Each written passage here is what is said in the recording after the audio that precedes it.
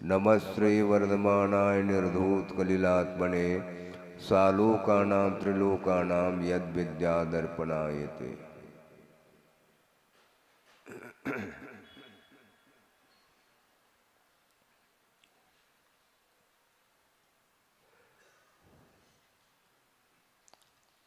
लगभग एक सप्ताह का अंतराल देखने को मिल रहा है, लेकिन मेरे दृष्टि में अंतराल इसलिए नहीं है। आप लोग इस अंतराल में भी महाराजों के मुख से उपदेश सुना है, स्वाध्याय किया है। कोई भी महाराज हो आगम के अनुरूप व्याख्यान करते हैं तो मेरे विचार से समर्पण में अंतर नहीं आना चाहिए। जिनेंद्र भगवान की वाणी सुनने को मिलती है, अब उसमें समर्पण का भाव न आए ऐसा मुझे तो नहीं लगता। इसके उपरांत भी आप लोगों की विचारधाराएं कुछ हो सकती हैं। विनय अनुनय बहुमान आदि की अपेक्षा से कुछ विचार हो सकता है, वह अलग विषय है। किंतु आगम के अनुरूप जो व्याख्यान होता है वस्तु तत्व का है, वही समीचीन शास्त्र माना जाता है। यहाँ पर शास्त्र की ही बात कही जा रही है, जो कि वह शास्त्र 4-5 विशेषणों से विशिष्ट है। एक विशेषण कहा था कि आपके द्वारा कहा हुआ जो शास्त्र है वही समीचीन शास्त्र की कोटि में आता है।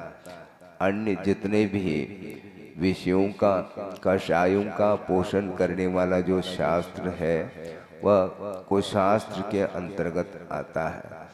उसके माध्यम से संसार का ही संपादन होता है, कर्म का ही आश्रय होता है। इसलिए जिन शास्त्रों के माध्यम से विषय और कषाय की ओर दृष्टि और चलती चली जाती है, विषय ही रुचते हैं, तो उसको आगमाभास के रूप में लिया गया है। तो आपके द्वारा कहा हुआ यानी वीतराग प्रभु के द्वारा कहा हुआ जो वचन है वही वचन आगम के रूप में आते हैं, ऐसा स्पष्ट किया गया है। कुंद स्वामी ने भी इसी विषय को, बल्कि इस विषय को नहीं, वहाँ से यहाँ पर आया ऐसा कहना चाहिए। जिन वयन मोसह बिनम विषयसु विरेयनम अमिद भूदम जर मरण वाय हरणम क्षय करणम सव दुखानम, ऐसा कहा। जिन वयनम, जिनेंद्र भगवान के वचन कैसे हैं? औषध के समान, औषध के समान। विशेषु विरेयनम कहा, जो वैश्विक सुख है उस सुख की मान्यता है, उसकी विरेचना के लिए यह कारण है। विरेचना दी जाती है, दो तरह से निष्कासन होता है। जो अजीर्ण हो चुका है उसका निष्कासन करना अनिवार्य हो जाता है। यदि निष्कासन नहीं करते हैं और उसके ऊपर भी आप भोजन करते चले जाएंगे तो निश्चित रूप से विकृति और बढ़ती चली जाती है। तो अनादिकालीन जो विषयों का सेवन करता हुआ संसारी प्राणी आया है, उसका विरेचन करने के लिए जिनेंद्र भगवान के वचन ही सक्षम है, ऐसा स्वयं आचार्य बोलते हैं। कुंद भगवान अमिद भूदम कहा, अमृत रूप है? अमृत रूप कह रहे हैं, और आप लोग कहते हैं महाराज उपदेश सुनने के लिए बैठ जाते हैं तो हमें नींद आती है। तो नसीब आपके है ही नहीं। अमृत पीने का अवसर है, लेकिन फिर भी संसारी प्राणी उसको उपेक्षा की दृष्टि से देखता है, क्योंकि उसको इसलिए नहीं रुच रहा है क्योंकि विषयों का त्याग कराने वाला यह अमृत रूप जिनेंद्र भगवान के वचन है। और विषय छूटता नहीं। विषय छोड़ने के लिए कहेंगे तो सामने वाला संसारी प्राणी कहता है कि महाराज आप सुनाते भर चले जाओ, छोड़ने की बात मत कहो। तो छोड़ने की बात नहीं कहेंगे तो जोड़ने की कहेंगे क्या? जोड़ता हुआ संसारी प्राणी आया, वह छोड़ना नहीं चाहता। नहीं छोड़ना चाहोगे तो फिर निश्चित रूप से संसार का अंत नहीं होने वाला है। जर मरण वाय हरणम कह रहे, जन्म जरा मरण रोग इत्यादि का हरण करने वाला है। सब दुखानम खय करणम कह रहे, समस्त जितने भी सांसारिक दुख हैं अनेक प्रकार के, उनका क्षय करने में यदि कोई साधन कारण है तो वह आगम ही कारण है, जिनेंद्र भगवान के वचन कारण है। और कोई सामान्य व्यक्ति के द्वारा कोई बात कही जा रही हो तो फिर भी ठीक है, आप विश्वास नहीं कर पाते, किंतु जिनेंद्र भगवान की वाणी है, इसके उपरांत भी हम सोचते तत्काल विश्वास नहीं हो पाता। और विश्वास यदि नहीं करोगे तो छद्मस्त का ये विषय है ही नहीं कि आत्म तत्व को हम दिखा सके। जो अमूर्त आत्म तत्व है, आपका उपयोग किससे प्रभावित है हमें बताओ। अभी 2-1 दिन के पूर्व में चर्चा का विषय आया था। हमने अपने तरफ से उनके सामने एक बात रखी कि देखो, ज्ञानावरणी कर्म का क्षोभशम है, ठीक है, आप जान सकते हैं? नहीं जान सकते, क्योंकि पहले बता चुके हैं जब तक उपयोग नहीं जाएगा तब तक हम जान नहीं पाएंगे। अब दूसरी बात कहना हम ये चाह रहे हैं कि मान लो आपका उपयोग भी है, पदार्थ को जानने के लिए आपका उपयोग तत्पर है, इसके उपरांत भी आप पदार्थ को जानते हैं। अब तो कहो जानते हैं ऐसे, क्योंकि उपयोग तो हो गया ना। सामने पदार्थ है यत्र तत्र, चेतना चेतनात्मक, और आपके पास क्षोभशम भी है और साथ साथ आप उद्यमशील भी है पदार्थ को जानने के लिए।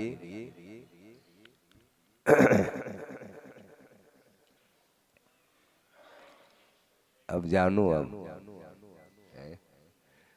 निमित्त का अभाव हो गया।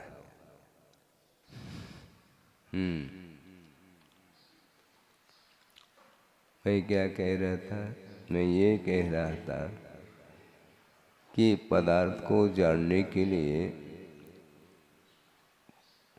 हेतु के रूप में ज्ञान है, और छद्मस्त अवस्था में ऐसा कोई भी जीव नहीं है जिसके पास यथा योग्य उस कर्म का क्षोभशम न हो, किंतु क्षयोभशम भी है और आपका वह उपयोग पदार्थ को जानने के लिए तत्पर है। इसके बाद भी आप पदार्थ को जानते हैं क्या, यह प्रश्न किया। अभी तक तो ये कहा था पहले, कुछ दिन पहले, ज्ञानावरणी कर्म का क्षोभशम हुआ, यदि आपका उपयोग उस ओर नहीं है तो पदार्थ का ज्ञान नहीं होता, किंतु पदार्थ को जानने के लिए आप बिल्कुल तत्पर हैं, क्षोभशम भी है, इसके बाद भी आप पदार्थ को जानते हैं, फिर भी नहीं जानते? बोलो, अब तो बोलो, आप ही बोलो।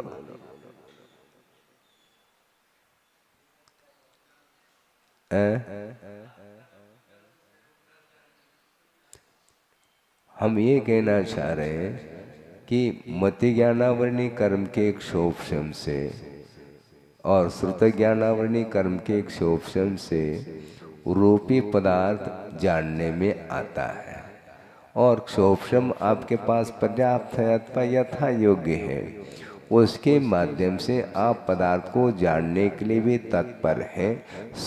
सारे साधन हैं, इन्हें प्रकाश भी है, सब है, सब कुछ होते हुए भी क्या आप पदार्थ को जान रहे हैं? फिर भी प्रश्न है हमारा। जानते हैं तो कहो जानते हैं ऐसा, बोलो कोई भी बोलो। नहीं जानते हैं तो क्यों नहीं जानते ये बताना पड़ेगा आपको।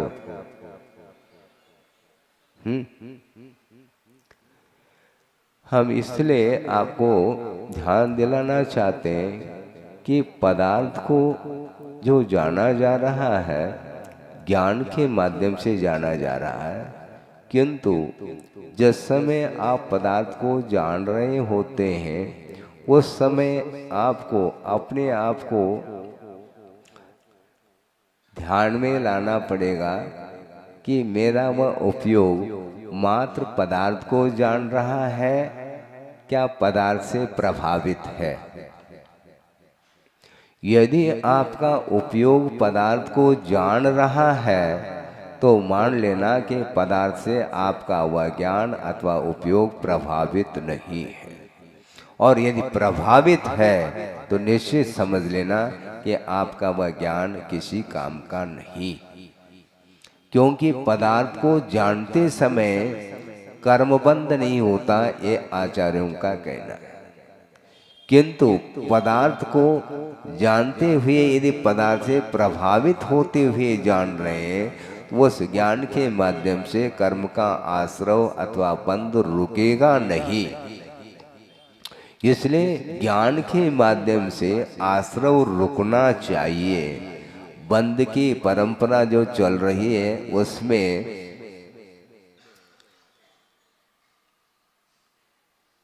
है ब्रेक लगना चाहिए। नहीं है तो आपका ज्ञान किसी भी काम का नहीं। महाराज फिर हमारे पास सम्यक्त तो है, सम्यक्त का निषेध नहीं कर रहा हूँ, क्योंकि पदार्थ का जैसा स्वरूप है वैसा ही आपका वह श्रद्धान बन रहा है, और उस श्रद्धान के माध्यम से ज्ञान में समीचीनता भी आई है। किंतु अब आश्रव से और बंध से बचना चाहो, निरंतर अपनी भूमिका के अनुरूप आप संवर और निर्जरा की बात करना चाहो तो उस समय पदार्थ को मात्र जानना पड़ेगा। किंतु इष्टानिष्ट की कल्पना के साथ यदि पदार्थ को आप जान रहे हैं तो आपका वह ज्ञान किसी भी काम का नहीं मोक्ष मार्ग में। लौकिक संबंधी जितना भी ज्ञान है वो तो है ही नहीं किसी काम का। हाँ, और उसका आलम्बन लेकर के हम दूसरों को आकर्षित करना चाहें तो बहुत दूर रह गए आप। कुल मिलाकर के आप आकर्षित करना चाह रहे हैं कि यथार्थ स्वरूप की जानकारी देना चाहते हैं। यथार्थ वस्तु स्वरूप का जो बोध जिसके माध्यम से होता है वही सम्यक ज्ञान माना जाता है। यहाँ पर आकर्षण और विकर्षण की बात ही नहीं, इस चर्चा को आप बांध बूंद करके रखिए। वर्तमान में यही हो रहा है कि व्यक्ति को कौन कितने परसेंटेज में प्रभावित करता है उसका ज्ञान अच्छा, ऐसी एक मान्यता, ऐसी एक धारणा चल रही है। जबकि मोक्ष मार्ग में कहते हैं इसका नाम ज्ञान नहीं, प्रभावित करने का नाम ज्ञान नहीं, किंतु वस्तु का यथार्थ स्वरूप का जो ज्ञान करा देता है उसका नाम सम्यक ज्ञान है, और उसके माध्यम से ही आश्रय और बंध को रोका जा सकता है। बोलते समय भी यदि मान लो हम प्रभावित करने का भाव रख रहे हैं अथवा सामने वाला व्यक्ति प्रभावित हो जाए तो फिर भी ठीक है, किंतु हम उनसे प्रभावित हो रहे हैं। हाँ, हमने बहुत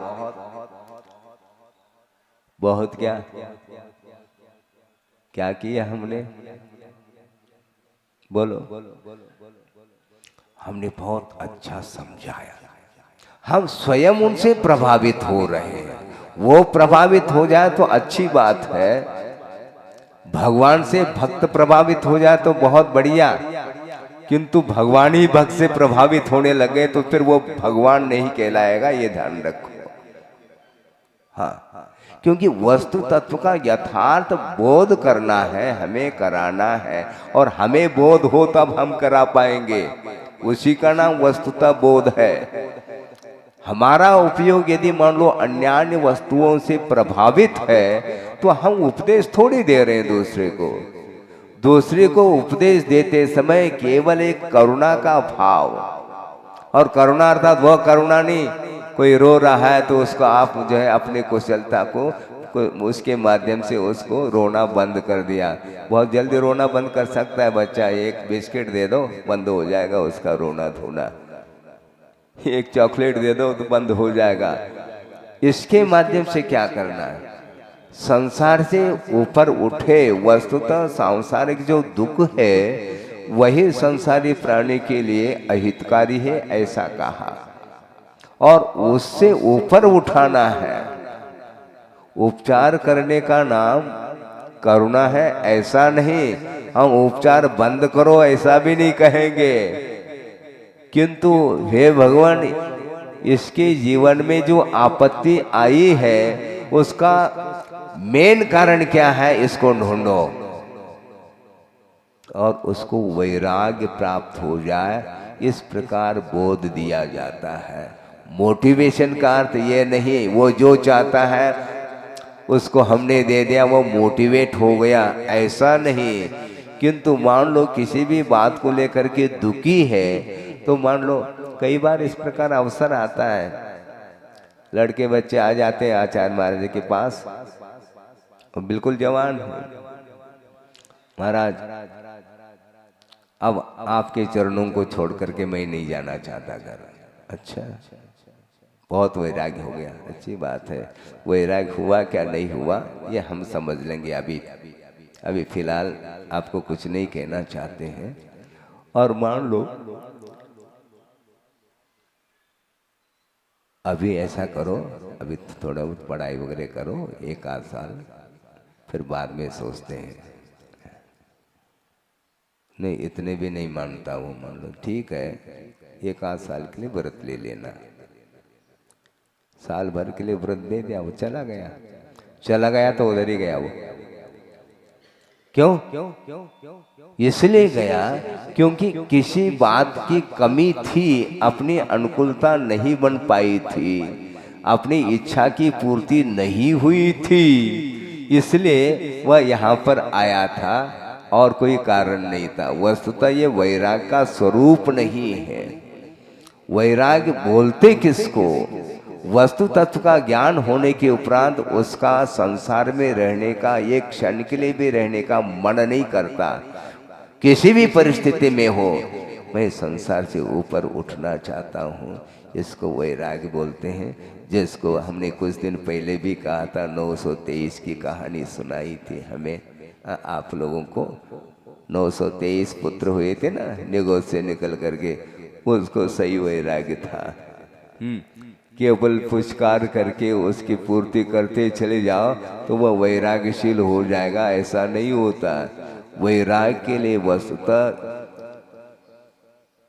दुख किससे है इसकी जानकारी दे दो, बहुत जल्दी पूर्ति करते माता पिता। क्यों? ऐसा न हो कि कहीं बाहर न चला जाए छोड़ करके। तुम्हें क्या चाहिए बेटा? है साइकिल चाहिए? नहीं साइकिल नहीं, जमाना साइकिल का नहीं, 2 व्हीलर मतलब क्या बोलते हैं उसको, मोटरसाइकिल, हाँ वो चाहिए। कार चाहिए बेटा?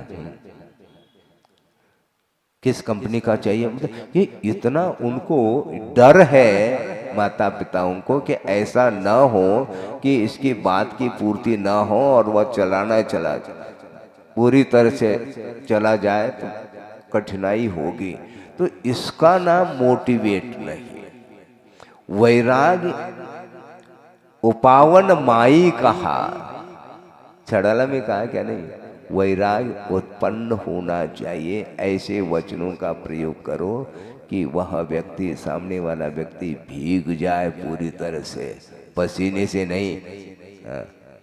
पसीने से तो हर व्यक्ति भीग रहा है वर्तमान में, क्योंकि त्याग से वश को पसीना आता है। ऐसा नहीं, वैराग से भीगना चाहिए।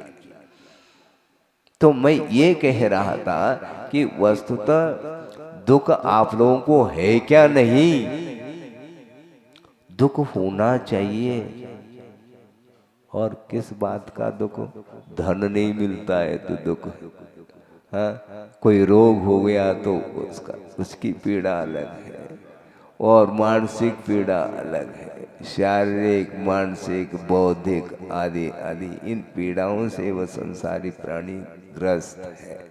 इसलिए उससे बचना चाहता है तो उसके लिए रुपया पैसा दे करके उसके दुख को दूर नहीं किया जा सकता। कि वस्तुतः दुख का मेन कारण क्या है, कि वस्तु तत्व का जब तक बोध नहीं होगा तब तक वह उसको इसी प्रकार कभी सुख कभी दुख, कभी सुख कभी दुख ये होता ही चला। क्योंकि उसकी सुख की एक मान्यता घर कर गई है, एक मानसिकता, बस अपने अनुकूल कुछ मिल जाए बस शांत हो जाएगा। मुस्कान उसके चेहरे पर आप देख सकते हैं, किंतु इस प्रकार मुस्कान से काम नहीं चलने वाला। तो आचार्य ये कहना चाह रहे हैं कि जिनेंद्र भगवान के द्वारा कहा हुआ जो वचन है वो अमृत के काम करते हैं। जन्म जरा मरण का क्षय हो, हाँ, उसका नाम वह औषध माना जाता है। बहुत कठिनाई है। शास्त्र का स्वाध्याय करो, तत्व चर्चा करो, इसके उपरांत भी अपने मन के अनुकूल हो तो हम हर्ष का अनुभव करते हैं, नहीं है तो विषाद का अनुभव करते चले जाते हैं। तो जिस व्यक्ति के जीवन में हर्ष और विषाद, हर्ष और विषाद ये निरंतर यह चल रहा है, तो वह उसके पास ज्ञान होते हुए भी, वह पदार्थ को जानते हुए भी वह पदार्थ को जान नहीं रहा, बल्कि इष्ट और अनिष्ट के रूप में जान रहा है। पदार्थ यद्यपि इष्ट और अनिष्ट नहीं है, इसके उपरांत भी वह पदार्थ से प्रभावित क्यों हो रहा है? और जब तक पदार्थ से प्रभावित होने की वृत्ति बनी रहेगी तब तक उसके पास सम्यक ज्ञान हो करके भी वह एक्टिव नहीं है। सम्यक दर्शन होते हुए भी वह सक्रिय नहीं है, क्योंकि अवीक्षण ज्ञानोपयोग कहा है और अवीक्षण संवेग भी कहा है। हाँ, हम स्वयं प्रभावित नहीं हो रहे आत्म तत्व से, हम दूसरे को क्या प्रभावित कर सकते हैं? आपको ये सोचना है दिन भर में कितनी बार अवसर आता है कि हर्ष का अनुभव और विषाद का अनुभव, हर्ष का अनुभव, विषाद का अनुभव, ये होता है क्या नहीं होता है? कहो नहीं, लेकिन महसूस तो होता होगा। हर्ष का अनुभव और विषाद का अनुभव ये सब क्या है? वस्तुतः ये ज्ञान की परिणति नहीं है, ये एकमात्र मोह की परिणति है। और मोह की परिणति से ऊपर आपको उठना है तो अवीक्षण संवेग होना चाहिए। हे भगवान, सबका कल्याण हो, है सबका कल्याण हो, लेकिन कल्याण होगा किससे? मैं कल्याण करने जा रहा हूँ। कहाँ जा रहे हैं? विहार कर रहे हैं क्या? लेकिन एक कहने में आता है मैं कल्याण करने जा रहा हूँ, और स्वयं का कल्याण भला होना चाहिए। ये प्रसंग आ गया इसलिए कह दूं। छोटा लड़का है और उसके लिए मेले में उसके लिए खिलौना खरीद करके ले आए, और वह खिलौने से वह खेल रहा है। बहुत आमोद प्रमोद, बहुत प्रसन्न है, वह आनंदित है, उसका मन बहुत प्रफुल्लित है। और इतने में वह खिलौना टूट जाता है। तो टूट जाता है तो फिर वह रोना प्रारंभ आ गया। अभी उस खिलौने से उसका मन बहुत प्रफुल्लित था, वह हर्ष का अनुभव कर रहा था। अब टूट गया तो आंखों में आंसू है, विषाद में डूब गया। तो हर्ष और विषाद में वह डूब रहा है किंतु माता पिता उसको समझाते हैं बेटे को, बेटा क्या हो गया, तो टूटने वाली वस्तु है, फिर एक ले लो, और 10 रुपए का नोट दे देते और उससे भी अच्छी क्वालिटी का खिलौना खरीद लो बेटा।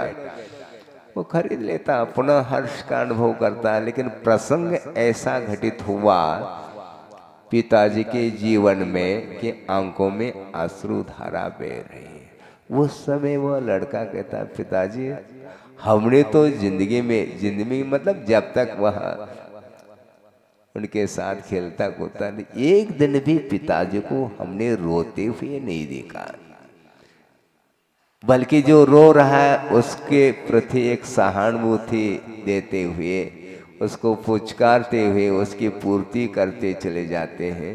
लेकिन आज रो क्यों रहे हैं? क्यों रो गए? इसलिए रो रहे हैं क्योंकि भवन को आग लग जाए, भवन अग्नि से झुलस रहा है, उसको देख करके वह रो रहे हैं। अब क्या होगा? करोड़ रुपए खर्च करके हमने महल बनाया और उस महल में आनंद का अनुभव पूरे परिवार के साथ हम करते थे, लेकिन अब वह बिल्डिंग धराशायी होने को है, राख राख होने को है। बेटा तुम्हें क्या मालूम है? अच्छा पिताजी, तो आपने तो कहा था वो तो मिटने वाली चीज है, मिट जाती है। खिलौना टूट गया तो टूटने वाला था, ये भी तो टूटने वाला ही तो था, और क्या? आप रो क्यों रहे? आप उस समय जो है ना, समझाना बहुत कठिन है। बच्चे की बात समझ में आती है, पिताजी को नहीं आती, और एक और चांटा दे सकते वो पिताजी है। तो प्रत्येक व्यक्ति की यही स्थिति हो रही है। हमेशा ज्ञान शांति का अनुभव नहीं करता, जबकि ज्ञान गुण से आप प्रभावित हैं। जल्दी से जल्दी अपने जीवन में जितना बन सके उतना क्षोभम बढ़ता चला जाए, लेकिन इसके उपरांत भी उस ज्ञान का सदुपयोग कौन कितने परसेंटेज में कर रहा है, यह सोचने की बात है। घंटों बोलने की बात नहीं है इसमें, किंतु आपके पास ही ज्ञान है, बाहर से ज्ञान नहीं आता। आवरण हटते ही ज्ञान अपना काम करना प्रारंभ करता है, किंतु मोहनी कर्म का आवरण हटे तब। और मोहनी कर्म का आवरण नहीं हट रहा है तो फिर वह उस ज्ञान के माध्यम से कभी हर्ष का कभी विषाद का, क्यों विस्मरण हो गया। अरे हमने कोशिश करके समय सा रट लिया था, अब वो भूल गए महाराज, तो फिर रट लो। कब तक यही करते रहेंगे क्या हम? और क्या करना है? और कोई काम है क्या आपको? बहुत कठिनाई है इसमें। उसके प्रति जो स्वामित्व भाव है वह छूटता नहीं। कुंद कुंद की वह कृति है और उसको कंठस्थ करके मेरा ज्ञान देखो कितना अच्छा है, तुम्हारा हो गया वो। अचौरी व्रत की ओर भी तो ध्यान दो, दूसरे की चीज थी और उसके प्रति अपना स्वामित्व भाव वहां रख रहा। मेरा ज्ञान कितना देखो, तुम्हारा ही नहीं, ध्यान रखो। फिर किसका है? कृतिकार का नाम तो लियो कम से कम। 400 करीब 400 450 करीब गाथाएं कंठस्थ हो गए, किंतु वह गाथाएं हमने एक भी निर्माण गाथा का निर्माण नहीं किया। जिन्होंने निर्माण किया है उनकी कृपा है, उसके माध्यम से हमें ज्ञान हो गया, ये भाव आना चाहिए। तब तो वह ज्ञान के प्रति भी मूर्छा भाव समाप्त हो जाएगा, अन्यथा वह ज्ञान भी ग्रंथि का रूप धारण कर लेता है। इतना सूक्ष्म है ये। मेरे तेरे का संबंध अभी भी नहीं छूट रहा है। जब एक सूत्र भी याद नहीं था और किसी को मान लो पूरा पूरा तत्वार सूत्र कंठस्थ, अरे उनको तत्वार सूत्र कंठस्थ हो गया, इतना प्रभावित हो गया वो। और उसको स्वयं को कंठस्थ हो गया मान लो, अब ठीक है, दीज आर इक्वल, सब एक, सब एक ही है, दोनों समान हो गए ना। समान का अर्थ क्या है? ये इसलिए बार बार सोचने के लिए हम अवसर दे रहे हैं, हम नहीं दे रहे हैं, आचार्य महाराज दे रहे हैं, हम केवल बोल रहे हैं, ध्यान रखो। ये बार बार इस प्रकार के मन में उतार चढ़ाव क्यों आता है, ये स्थिर क्यों नहीं रहता? अवीक्षण ज्ञान उपयोग हो ये कह रहे हैं आचार्य, किंतु अवीक्षण संवेग के साथ यदि अवीक्षण ज्ञान उपयोग है तो वह वस्तुतः सही ज्ञान वही माना जाता, क्योंकि पदार्थ को जानना मात्र ज्ञान माना गया। पदार्थ इष्ट और अनिष्ट कहना यह ज्ञान का स्वरूप नहीं है, ये ज्ञान का स्वरूप नहीं, किंतु ज्ञान की वैभाविक परिणति मानी जाती है, मोह से संबंध रखने वाली वह परिणति मानी जाती है। इसलिए आप्तोपज्ञम कहा, आप्त के द्वारा कहा हुआ ज्ञान ही शास्त्र की कोटि में आता है, क्योंकि अनात्मार्थम बिना रागय ये कहा है।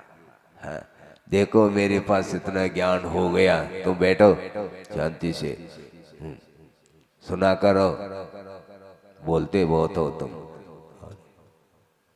इस प्रकार भाव नहीं आता। केवल ज्ञान होने के उपरांत भी उनको हर्ष का अनुभव नहीं है, ये बहुत मार्की की बात है। थोड़ा सा भी ज्ञान हो जाए हम हर्षित हो जाते हैं, सभा को हमने हिला दी। अच्छा, तुम स्वयं भी तो हिल रहे हो, सभा को क्या हिला दी तुमने? स्वयं हर्ष का अनुभव कर रहा है, किंतु केवली भगवान, उनके पास केवल ज्ञान होने के उपरांत भी हर्ष की रेखा नहीं, क्योंकि हर्ष की रेखा, विषाद की रेखा ये मोह की रेखा मानी जाती है। मोह समाप्त होने के उपरांत ही केवल ज्ञान उत्पन्न होता है। मोह क्षयात ज्ञान दर्शनावरणांतराय क्षयाच केवलम, ऐसा कहा। इसलिए मोहनी कर्म के क्षय करने के लिए ये थोड़ा सा ज्ञान पर्याप्त है, एक चिनगारी पर्याप्त है, उसके माध्यम से टनो टन मनोमन वह ईंधन जल सकता है। उसी प्रकार एक ज्ञान की चिनगारी के माध्यम से वह अनादिकालीन जो मोह रूपी ईंधन है वह भस्म हो सकता है, लेकिन ये शर्त है कि हर्ष और विषाद का अनुभव नहीं होना चाहिए उस ज्ञान में।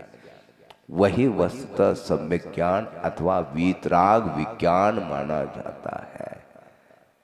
बहुत शांति का अनुभव हो सकता है, कोई तनाव नहीं, कुछ नहीं, कोई कंपेरेटिवली स्टडी, तुलनात्मक कोई दृष्टि, काय की तुलना, अतुलनीय ज्ञान है। तुम तुलना करते रहो जिंदगी भर, इनके पास इतना, इनके पास इतना, इनके पास इतना, है क्या उससे? उससे मिलना क्या है? वह गुण है, उसके माध्यम से मोक्ष मार्ग में हम चल सकते हैं, मोक्ष मार्गी बन करके। इसलिए आपके जो वचन है वो हमारे लिए कल्याण करने वाले हैं, और आपके द्वारा कहा हुआ जो शास्त्र है वही शास्त्र अनुलंघनीय है, ऐसा कहा। इंद्रादिकों के द्वारा भी उसका उल्लंघन नहीं किया जा सकता, इसी का नाम निशंकित अंग है। हाँ, हम कदम कदम पर शंका कर रहे हैं, समाधान हो या न हो इससे हमें कोई मतलब नहीं, जो कहा है एज इट इज, जैसा है वैसा है। इसको अर्थ तो समझ में आ नहीं रहा आपको, और जैसा है वैसा कह रहे हो, ये अंधश्रद्धा ने। ठीक है, आपके कहने से हमें कोई फर्क नहीं पड़ने वाला, मैं अंधा तो हूँ ही, क्योंकि मोह रूपी अंधेरे में तो हम चल ही रहे हैं, हम अंधकार तो है अपने पास, उसी को तो हमें दूर करना है। इसलिए जिनेंद्र भगवान के वचन कभी भी अन्यथा प्ररूपण नहीं कर सकते, ये अटूट श्रद्धा रहता है। और क्यों? अदृष्टेष्ट विरोधकम, दृष्ट का अर्थ प्रत्यक्ष प्रमाण, और इष्ट का अर्थ अनुमान प्रमाण। इस प्रकार प्रत्यक्ष और परोक्ष प्रमाण के द्वारा वह शास्त्र विरोध को प्राप्त नहीं होता, इसका नाम सत्शास्त्र माना गया है। प्रमाण के माध्यम से विरोध को प्राप्त नहीं हुआ।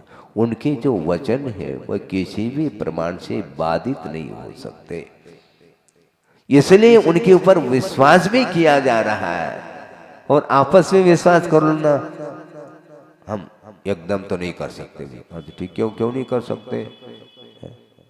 क्योंकि आप सर्वज्ञ नहीं है, इसलिए ये उत्तर मिलता है।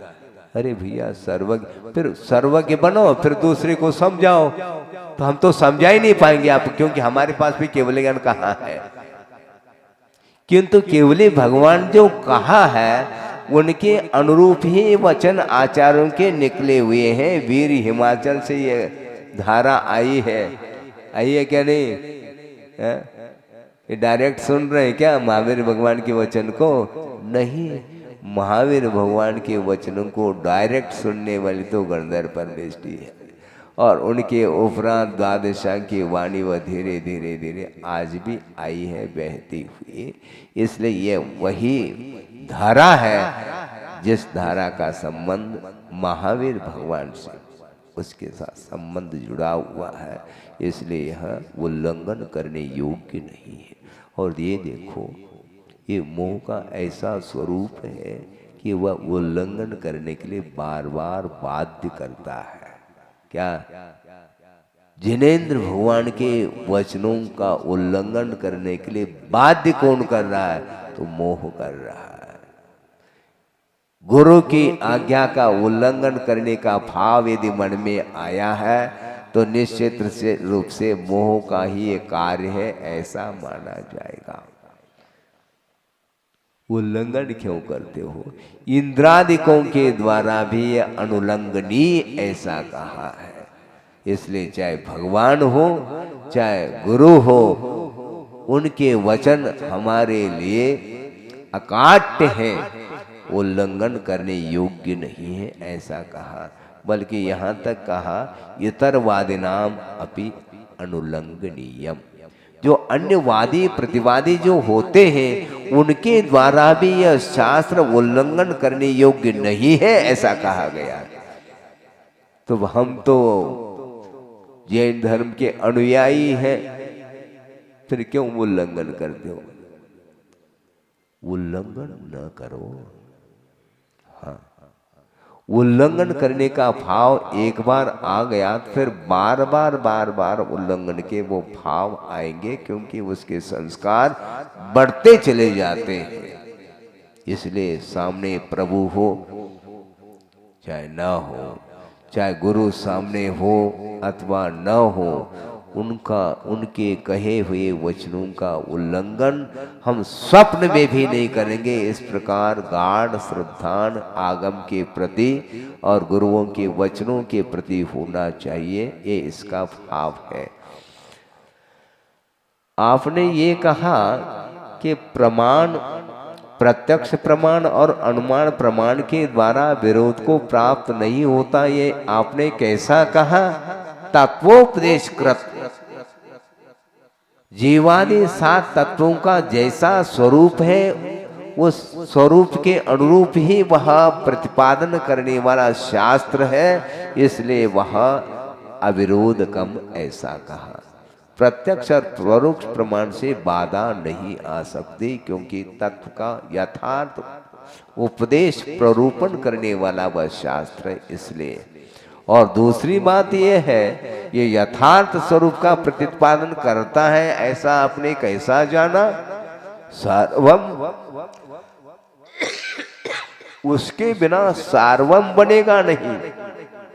वस्तु तत्व का यथार्थ प्रतिपादन करने वाला यदि शास्त्र नहीं होगा तो निश्चित रूप से आत्मा का हित अथवा संसारी प्राणी का हित नहीं हो सकता, ये क्लियर है। संसारी प्राणी का हित जो हो रहा है वह यथार्थ तत्व का प्रतिपादन करने वाला वह शास्त्र होने के कारण ही उसके माध्यम से संसारी प्राणी का हित होता है, ऐसा कहा। और दूसरी बात यह है, कापत घट्टनम इदम शास्त्रम, ये शास्त्र उन्मार्ग का खंडन करने वाला है। उन्मार्ग से जो प्रभावित है वह कभी भी उसका ज्ञान उन्मार्ग का खंडन नहीं कर सकता। इसलिए बहुत सावधानी के साथ हमें चलना है। यद्यपि कुगुरु कुदेव कुशास्त्र के आराधना तो हम नहीं करते, किंतु अन्य बहुत सारे परिणाम ऐसे हैं जिन परिणामों के माध्यम से भी हमारा सम्यक्त समाप्त हो सकता है। इसलिए अलर्ट रहने की आवश्यकता है। उन्मार्ग का खंडन करने वाला शास्त्र है, और हमारा यदि मान लो ज्ञान उन्मार्ग से प्रभावित है तो गया, हाँ वो गया। भाषा के आचार्य महाराज ने एक बार बात कही थी कि भाषा की दृष्टि से कोई साहित्य को यदि पढ़ना चाहता है उसमें बाधा नहीं, किंतु मात्र एक दृष्टि भाषा की अपेक्षा से है। किंतु सिद्धांत का अनुकरण हम नहीं करेंगे उस साहित्य का।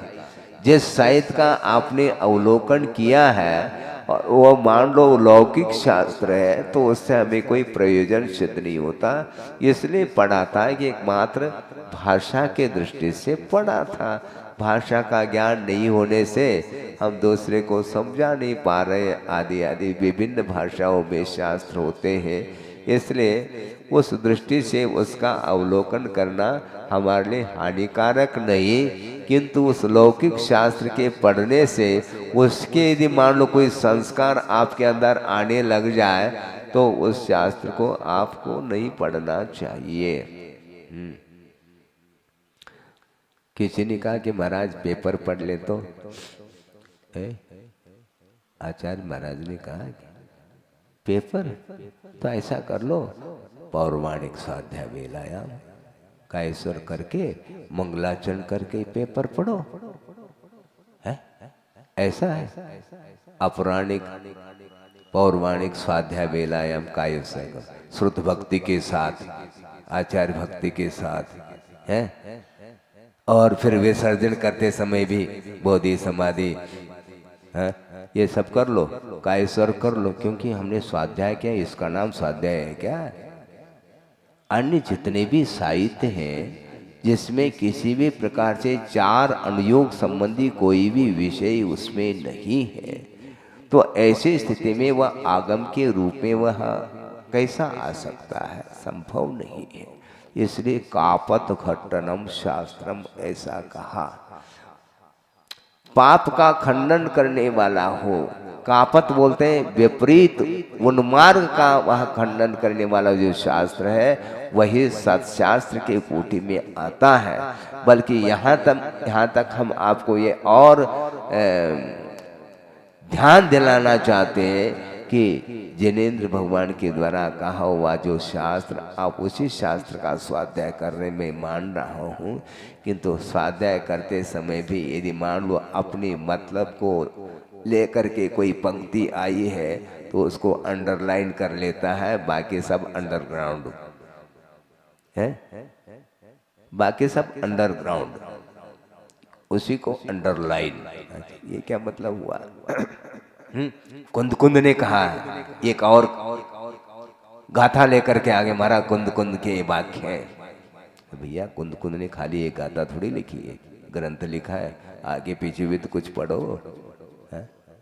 आचार्यों का जो कथन होता है वह किसी न किसी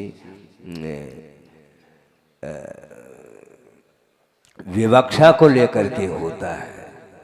हाँ, उपादान का भी कथन किया जा रहा है तो निमित्त का भी कथन किया जा रहा है।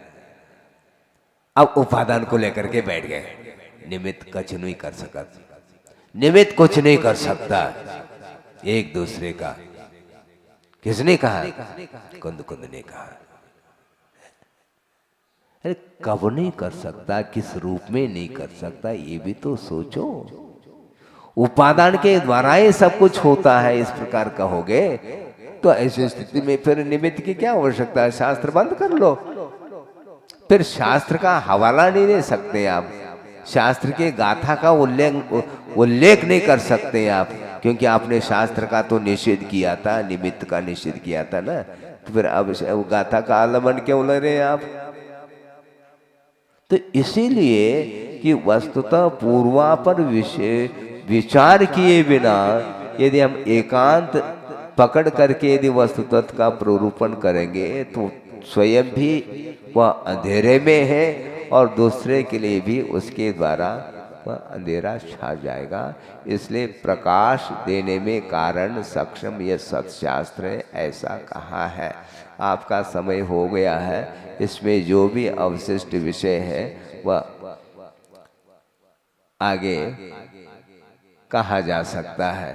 केवल इतना ही मेरा कहना था कि आपके पास ज्ञान गुण है और आप प्रयत्नशील भी हैं, क्षोभक्षम भी हैं। इसके उपरांत भी आपको पदार्थ का ज्ञान तब होगा जब हर्ष और विषाद से ऊपर उठ करके आप स्वाध्याय आदि करेंगे, तो उसके माध्यम से आपको बोध हो सकता है। प्रसन्नता अलग वस्तु और हर्ष अलग वस्तु। हर्ष अलग वस्तु, प्रसन्नता जो है ना, ये आकुलता का प्रतीक नहीं है। हाँ, जितना भी ज्ञान है बहुत अच्छा हुआ, कम से कम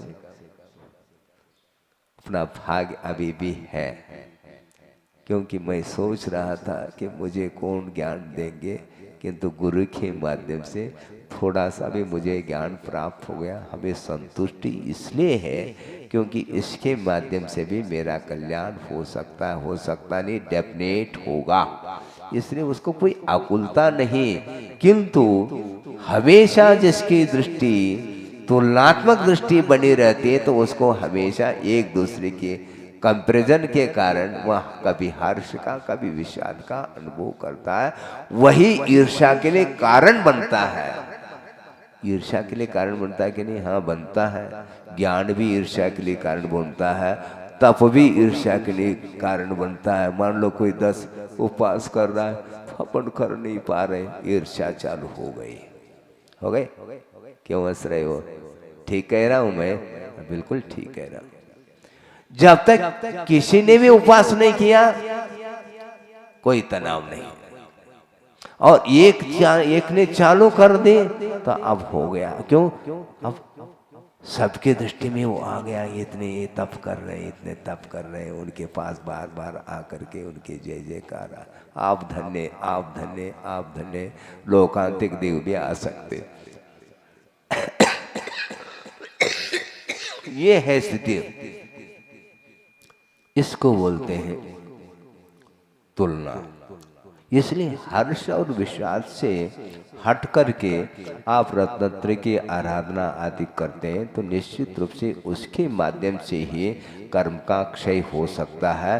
क्योंकि सव दुखानम क्षय कारणम ऐसा कहा, जर मरण वाय हरणम, और आगे बोलो, नहीं बोल पाएंगे।